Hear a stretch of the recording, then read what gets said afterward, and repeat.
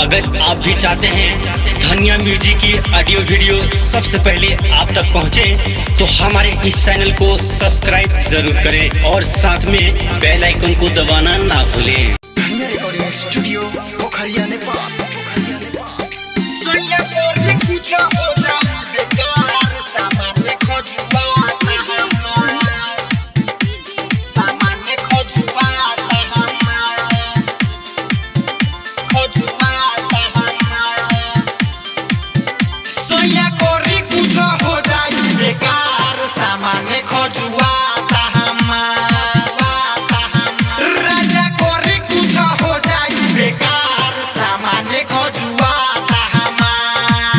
अपने से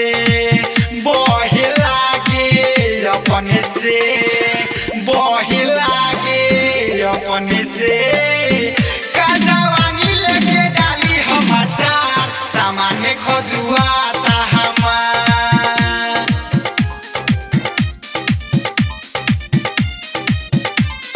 सोया गोरी कुछ हो जाई बेकार सामान्य खोजुआता हमार।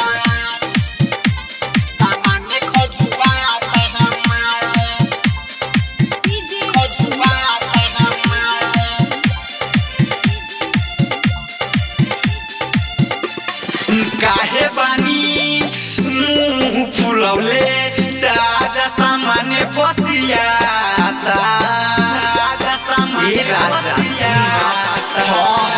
काहे बानी मुँह फुलौले ताजा सामान्य बसियाता लागे जाई फुअरी काम नया सिलल परती घास जमे जाई काहे फाड़ेल ना मोरे सलावा ये दिलदार काजवानी लेके डाली हम अचार सामान्य खोजुआता हमार।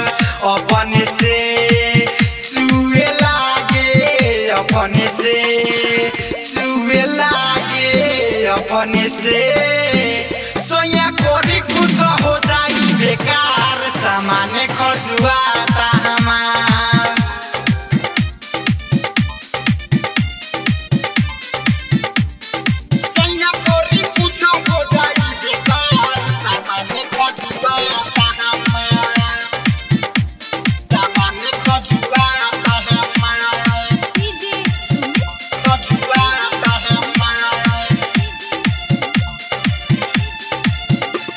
सीना जोरी धरना कचोरी छल कता सबे छरे जाई छल कता राजा